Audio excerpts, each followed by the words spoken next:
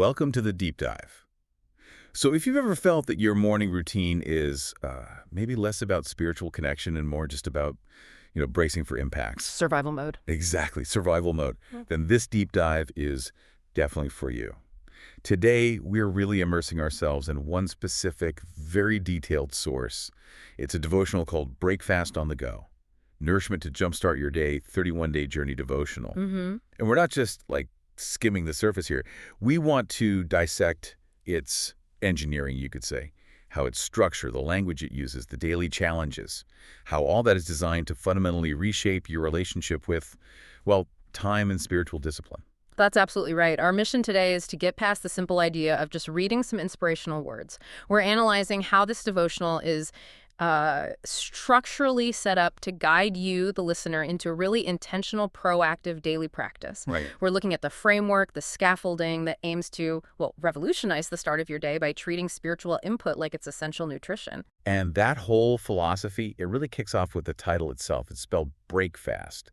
Two separate words, intentionally. Yeah, that's key. I think getting that is the key to understanding the author's whole approach. The literal meaning, obviously, is breaking your fast from evening to morning. But the source material, it just immediately shifts the focus. It's a really powerful reframing conceptually. The author takes that transition period when you are, physically breaking your overnight fast and positions it as the optimal window, the designated time to spiritually nourish your soul. Okay. So this isn't just about reading a nice passage. It's about making prayer, intentional devotion, the very first thing you do, setting the foundation for the whole day. The source actually promises that prioritizing this ensures God's light breaks forth like the morning. It elevates something mundane into an act of spiritual initiation. And the fact that it's designed as a pocket devotional, small, portable, something you can use on your commute or grab for a quiet moment with coffee, maybe even in the kitchen, that just reinforces this idea that the spiritual act of breakfast has to be integrated, immediate. Integrated. It's a tool built to center your thoughts on God's promises, no matter how hectic your actual physical location might be. That connection, the physical and the spiritual, it's so strong in this. It really challenges you, the reader. If you're intentional about what you put into your body first thing, why aren't you equally intentional about what you put into your spirit, your mind? Good point. The author clearly sees the morning, whenever your morning actually starts, as the most critical moment for that spiritual investment. So before we really dive into the author's background or the core philosophy, I just want to pose this to you, this listener. Think honestly for a second. When you wake up, does your routine feel like a spiritual breakfast? Like a moment of real nourishment, reflection? Or is it, let's be honest, more like a scramble, fueled by caffeine maybe, and the anxiety of the looming to-do list? Yeah, the tyranny of the urgent. Exactly. That emotional and spiritual difference, that's precisely what this 31-day journey is designed to shift. Okay, let's move into section 1 then, the core philosophy. We're looking at these concepts of spiritual hunger, nourishment, and purpose. The author, Tarsha Mosley, she's introduced not just as the second-time self-published author, but by her identity. She's called a faith-driven encourager and a life cultivator. That phrase, life cultivator, I find that really interesting. It implies someone who's actively nurturing growth, right? Not just sort of watching it happen. Exactly. Active participation. And her intention seems very clear. To awaken hearts, remind believers that each morning isn't a burden, it's actually a divine invitation to commune with the Creator. It frames the new day as an opportunity, not just another obligation to get through. Opportunity. And this leads us straight to the heart of the book's foundational ethos, which is really captured in the dedication. It's written to my fellow ravenous, insatiable, hungry believers. Wow, that's strong language. Yeah. Ravenous, insatiable, hungry. It is. And in many spiritual contexts, you might hear those words and think they imply, a defect, a lack of peace or something. Yeah, definitely. I found that dedication fascinating because it immediately flips that script. It suggests that if you feel perpetually hungry, if you're craving more of Christ, thirsting for living truth that transforms, that feeling isn't a spiritual failing. It's something else. Exactly. And what's really fascinating here is how the author reframes this hunger. She presents it as a strategic asset. She actually calls this constant spiritual yearning a strategy to activate miracles. A strategy to activate miracles. That's quite a leap. It is an intellectual leap. It basically says your dissatisfaction with how things are right now, that's divinely installed fuel for transformation. That is a huge perspective shift. And I think it's really critical for you, the listener, to grasp this. If you're constantly feeling this yearning for a deeper spiritual connection, the message here is you're not struggling. You're actually positioning yourself for maximum divine input.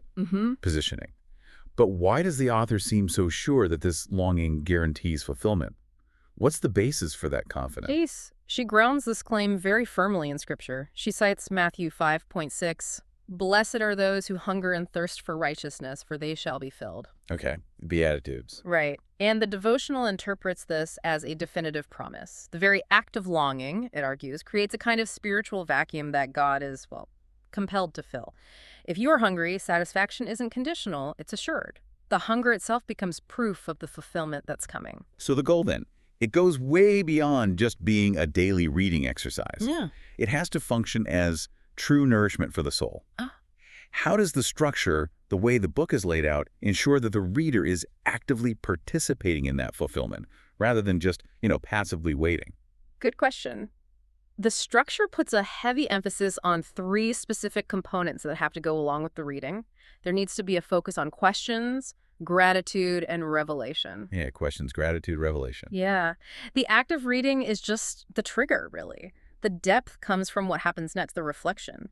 The author challenges you to continuously ask questions, look for opportunities for gratitude, and actually expect God to reveal more each time you engage with the text or try to apply the principle. So that transforms the devotional from just a static book into something dynamic, a living tool, Like a lifestyle companion. A companion. It's meant to grow with you through your work, your worship, your life, your reflections, not just stay confined to the pages. It encourages you to constantly check in. What's the revelation for me today? Where did I actually see God's goodness, sparking that gratitude? And what new questions does this revelation bring up? Precisely. It's a method for cultivating a life of continuous spiritual encounter, making sure that the nourishment you take in during your break-fast moment actually sustains your actions throughout the day. It's designed as an ongoing cycle. Receive, reflect, apply. And that active application, that leads us perfectly into section 2, doesn't it? The activation strategy. This centers on that really powerful idea of commanding the dawn. If the philosophy is about redefining hunger, then the logical next step is learning how to act on that hunger. Right. The introduction uses Isaiah 24:15 about glorifying the Lord and the dawning light to kind of set the stage. And the foundational concept here is taking proactive charge of your day right from the very beginning. The core declaration that really underpins this whole section is, whatever begins with God must end in victory. Let's just pause on that phrase for a second. Commanding the morning. That sounds like an exercise in spiritual authority. It is. It implies aligning your day with purpose, with destiny, before all the external stuff, the chaos, the responsibilities, maybe negative emotions, before any of that can take over. The author isn't just suggesting you, request God's help. She's instructing the reader to actively declare the day's direction. And the choice of the word commanding over, say praying for, is very deliberate. A prayer is often a petition, right? An ask. A command is an authoritative decree. Okay. This whole methodology rests squarely on the source material citation of Proverbs 18:21. Death and life are in the power of the tongue. That scripture is the justification for the entire structure of these daily decrees. The words you speak at dawn aren't just wishes, they're presented as the blueprints for your day. Let's analyze some of these key declarations because they really demand a massive mental shift. Take the first one. Self-determination. The declaration is, I am the creator of my experiences, shaping them with the power of God within me. That's a profound statement, isn't it? It blends human agency with divine empowerment. It really challenges you to move beyond any kind of victim mentality. You're not just passively receiving circumstances, you're actively shaping your experience. Right. And the divine power isn't portrayed as doing the work for you. It's the energy source within you that enables your creative authority. But doesn't that create a bit of tension? How do you reconcile being the creator of your experiences while also accepting God's sovereignty? And, as we'll see later, practicing something called radical acceptance. Does this declaration risk sort of spiritually bypassing genuine responsibility or maybe even reliance on God? That's a great question, and that tension is exactly where the devotional's specific instruction becomes crucial. Radical acceptance, as it's defined in the source, is framed specifically to manage anxiety. The declaration goes, I release what I cannot control and focus on the new endeavors God is opening before me. Okay. Release what you can't control. Exactly. So the power of God within you, that's the self-determination part, is used to choose what you accept, which is the radical acceptance part. You use your inner power to proactively release the control that was causing you stress. And by doing that, you position yourself for divine favor. The text links this directly to 1 Peter 5.7, instructing you to cast all your anxiety upon God. So it's active letting go, not passive resignation. That makes sense. It makes the next declaration about identity and worth even stronger then. The source doesn't treat success, love, happiness as like bonuses you have to earn. They're declared as God-given birthrights. Yes, I am worthy of success, love, and happiness, for these are my God-given birthrights. It references Psalm 84.11 that the Lord won't withhold any good thing from those who walk uprightly. The act of declaring this daily forces you to internalize this sense of worth. If you spend 31 days declaring you are worthy, that inner voice that maybe contradicts that worth, it starts to diminish. And speaking of that inner voice, that internal dialogue, we have to talk about the concept they introduced to conquer fear. It's called God-evidence. God-affidence. Yeah, it's a great word, isn't it? A portmanteau God and confidence, suggesting that true, lasting confidence comes solely from divine power. It's positioned as replacing the spirit of fear with an active spiritual power, referencing 2 Timothy 1.7.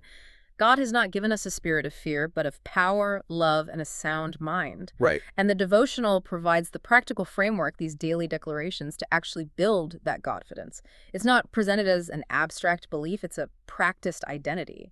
Every single day, the reader declares their inherent power, their sound mind, actively training their psyche to react from a place of God-derived strength rather than, human frailty or fear. That training mechanism, that leads us perfectly to that really relatable metaphor provided in the introduction. It's used to illustrate personal responsibility and influence, the difference between being a thermostat and a thermometer. Oh yeah, it's a classic analogy, but it's profoundly effective in this context. The declaration is, I am responsible for how I show up and the energy I bring. I am the thermostat. I set the atmosphere everywhere I go. I think this is where you, the listener, can find the most immediate application. We all know what a thermometer does, right? Just absorbs and reflects the current temperature, the energy of its surroundings. If you walk into a negative meeting and immediately feel that tension, adopt it, you're basically functioning as a thermometer. Whereas the thermostat sets the temperature, it dictates the atmosphere. The devotional instructs the reader to choose to be the one setting the tone, peace, authority, joy, regardless of what's coming at you from the environment. This is what the 31 days of declarative language is designed to train, a reflex to set the atmosphere, not just absorb it. And crucially, the author includes that conditional clause. The power to choose whether you absorb others' energy to act like the thermometer, that power is only activated at my choosing. Right. You still have the choice. The agency stays completely with the reader. It's like a chosen superpower, backed by that call in Matthew 5.16 to let your light shine. If you don't consciously choose to set the temperature, well, the environment will probably choose for you. Okay, let's pivot now into section 3. We need to explore the structural brilliance, really, of the 31-day journey in detail. This section shows how those principles we just talked about are actually put into practice day by day. Right. The daily format is pure, practical application. So each day you get a concise, targeted theme. Then there's a bold first-person declaration or decree. You get a correlating scripture citation to ground it. And then, what seems like a really vital component, a full blank page titled, Write the Vision and Make It Plain. That blank page is the engine of the whole workbook, I think. It forces active engagement. It demands that you take the abstract principle from the declaration and apply it to your specific current life situation, your future goals. It's a direct invocation of Habakkuk 2.23. Write the vision and make it plain. Though it tarries, wait for it. It will surely come. Okay, so the spiritual mechanism there seems twofold. First, it forces clarity. You can't just vaguely wish for stuff. You have to write the vision plainly. Clarity is key. Second, the physical act of writing it down. That helps cement the declaration into your subconscious. It anchors the spiritual expectation. Writing a vision becomes an act of faith, asserting that what you're writing will happen, even if it takes patience. It moves the idea from just a fleeting thought to a tangible intention. Exactly. Tangible intention. Now let's look at the thematic groupings across the 31 days because they show a pretty logical progression. They cover both your internal foundation and the external impact you have. Okay, so we start with themes focused on foundation and faith. Day 1 is right there with new beginnings, declaring prosperity, unblocked blessings, resting on the joy of the day the Lord has made, citing Psalm 118.24. It starts immediately with an expectation of goodness. And this foundation gets built upon. By day 21, the focus shifts to something a bit more mature: faith and trust. This isn't just surface level positivity anymore, it's about establishing unshakable faith, specifically trusting God's timing, His way, His promises. It cites Proverbs 3.56, warning against leaning on your own understanding. So it shows the devotional kind of matures with you, moving from simple declarations to deeper reliance. And day 5, triumph and victory, that sets the tone for spiritual warfare early on. It's about declaring strongholds are broken because the greater one lives inside you, referencing 1 Corinthians 15.57. So the themes seem designed to create this sense of empowered spiritual identity right from the start. Then the next major group focuses on the internal state, dealing with the mind, emotions, which, let's face it, are crucial battlegrounds today. Day 3, peace and clarity, is vital for anyone feeling overwhelmed. It declares a sound mind, ordered steps, banishing confusion and fear, again using 2 Timothy 1.7. The goal is internal stillness before you take external action. Stillness first. Then there's day 18, contented gratitude. This tackles a really persistent spiritual challenge for many people: chronic dissatisfaction. The declaration states that focusing on God's goodness means contentment actually produces peace and joy. It's anchored in the command to give thanks in everything from 1 Thessalonians 5.18. It positions gratitude not just as a fleeting feeling, but as an active state of production. And day 23 speaks to stability and balance, which is really the long-term result of all this daily work. You declare yourself rooted, grounded, unshakable, like that tree planted by the waters in Jeremiah 17.8. This promises longevity, resilience, not just quick fixes. So these internal shifts then enable the third thematic group, which aims at external results, things like provision and impact. Day 4, favor and open doors, uses very active expectation, decreeing that you are surrounded by favor so powerfully that opportunities will literally locate you. It cites Psalm 5.12. That shifts your posture from hunting for opportunities to radiating attraction for them. Yeah, it's a shift. And day 12, abundant supply, tackles financial or material anxiety head-on with a firm decree: lack has no place in my life. It confirms need supplied to overflow, citing Philippians 4.19. This declaration challenges you to spiritually reject a scarcity mindset, replacing it with the expectation of divine provision. And the final day, day 31, it broadens the scope quite dramatically. It moves away from just self-focus and ends on unity and community. It positions you, the reader, as a vessel for unity, building up, strengthening the community around you, citing Ephesians 4.3. So the journey concludes with this understanding that your spiritual growth is to flow outward to bless others. And if we pull back and look at the consistent thematic thread woven through all 31 days, it's overwhelmingly about authority and action. The declarations are not passive hopes. I was really struck by the sheer volume of active verbs. I decree, I declare, I walk, I move forward. This language feels like the core mechanism of what is essentially a spiritual boot camp. You consider day 17, authority and dominion. That's a powerful assertion. I walk in kingdom authority and dominion. I trample over fear, lack, and opposition, referencing the authority given in Luke 10.1. The devotional is actively training your tongue to speak from a position of authority, reflecting that internal shift from being a passive recipient to an active participant in your own destiny. And that training requires consistency. It's about spiritual maintenance, really. The daily repetition of these authoritative decrees is intended to dismantle potentially years of ingrained negative self-talk or limiting beliefs. You're essentially using the power of your tongue to reprogram your spiritual operating system over 31 consecutive days. That focus on active participation brings us perfectly to section 4, which the author calls the Master Key Praise and Worship. This is the bonus chapter, and it seems to reinforce everything that came in the preceding 31 days. Right. And the author is really insightful here about the realities of modern life. She tackles the issue of timing straight away. Look, not everyone wakes up at 6 a.m. Some people's morning, their day's start might be dusk. True. She clarifies, the blessing isn't bound by the clock, it's bound by the commitment of the heart. That's a really vital distinction for modern readers, isn't it? The concept centers on giving God the first fruits of your awareness, not just, what's left over at the end of a totally chaotic day. Exactly, not the leftovers. If you prioritize that spiritual breakfast, the source claims everything else in your day starts to find its rightful order. It's a challenge to prioritize giving the best part of your energy, not the exhausted remainder. And the praise declaration itself in this section, it feels like a culmination of the entire month's lessons. Today I give God my best, not my leftovers. My praise commands the dawn and aligns my steps with His will. This directly links your individual act of worship, of gratitude, to actively setting the rhythm and direction for your day. And the power attributed to praise, treating it almost like a command, is grounded in a truly remarkable piece of scripture, cited in the text Job 38:12. Have you commanded the morning since your days began, and caused the dawn to know its place? This citation is a really sophisticated piece of theological positioning, I think. By citing God questioning Job, challenging him on whether he, Job, has the authority to command the dawn, the devotional subtly suggests that when the believer offers praise, they are aligning their will with the divine will, the one that does command the dawn. Ah, I see. Therefore, their praise effectively participates in the divine ordering of the day. It becomes a mechanism for ensuring the dawn, their spiritual and physical start, knows its place, stays aligned with purpose. So worship isn't just about singing songs in this context. It's presented as a strategic security measure. How does the author explain that function? Well, the source frames worship as securing the morning by aligning your spirit with God's heart before the day really gets going. It's also stated that worship silences enemies, because the logic is, where God is enthroned, darkness must bow. Furthermore, it says worship ensures joy, follows gratitude, citing Psalms like 22.3 and 150.6 and Hebrews 13.15. It's presented as the definitive engine that powers the authority and action you've been learning during the 31 days.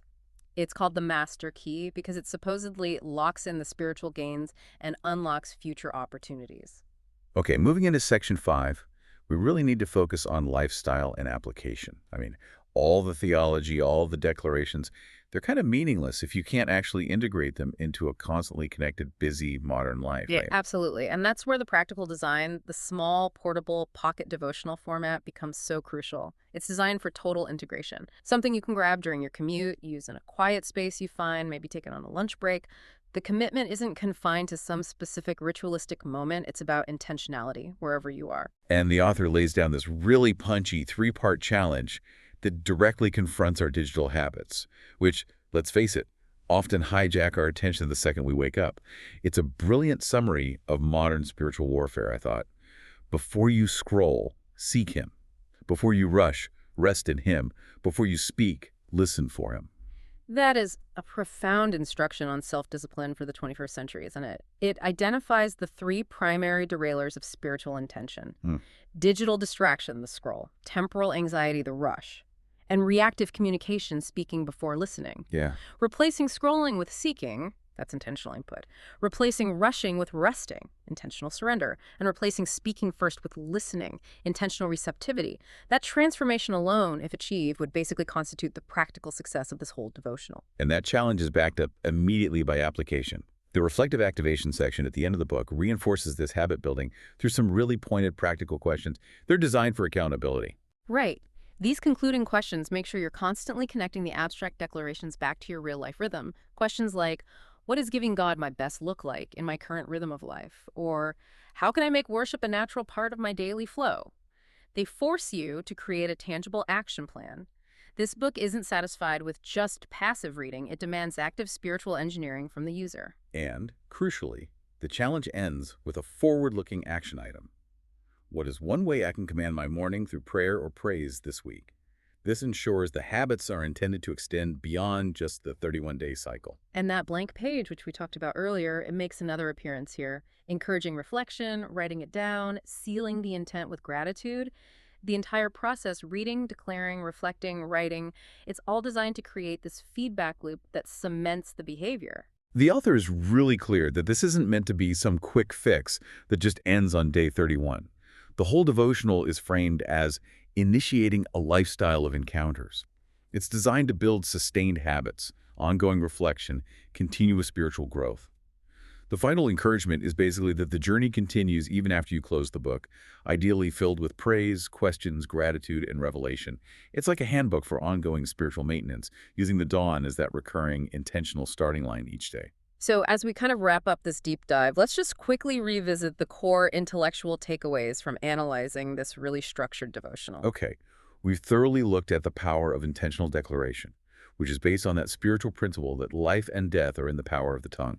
This aims to move you, the reader, from just hoping for change to actively declaring it. Hmm. We've also gained, I think, a more nuanced understanding of that spiritual strategy of perpetual hunger, how it reframes the desire for more as a powerful strategy to potentially activate miracles, grounded in that scriptural promise of fulfillment for those who hunger and thirst. And critically, we now understand the role assigned to praise and worship, why it's called the master key. It's presented as the mechanism through which you align your will with divine order, functionally commanding your dawn, setting your internal thermostat for the day. Yeah, and the real value of this deep dive, hopefully, is understanding the structure of spiritual application here. How a book tries to move abstract concepts of faith into concrete, daily, declarative actions. It provides a tangible blueprint for maximizing your personal spiritual agency and becoming, as the book says, the thermostat of your own environment. Right. Now, for our final provocative thought for you to carry forward, we spend a good amount of time analyzing the devotional's instruction on building Godfidence as the replacement for the spirit of fear. God. The entire structure requires the reader to commit to making these declarative statements about their identity, their authority, every single morning. Now, given what we know about neuroplasticity, the idea that repetitive thought and speech can fundamentally rewire the brain, how might this relentless 31-day practice of making authoritative declarations about your worth, your power, your destiny, how might that fundamentally shift your actual behavior and results? Could it make Godfidence a tangible practice reality that impacts every interaction, every decision, every emotional response throughout your day? That's a fascinating question. That's the knowledge nugget, that potential intersection of faith practice and behavioral psychology may be something to explore this week. Powerful stuff indeed. It really challenges us to measure the distance between what we might passively believe and what we actually declare aloud consistently. Thank you for joining us on the deep dive.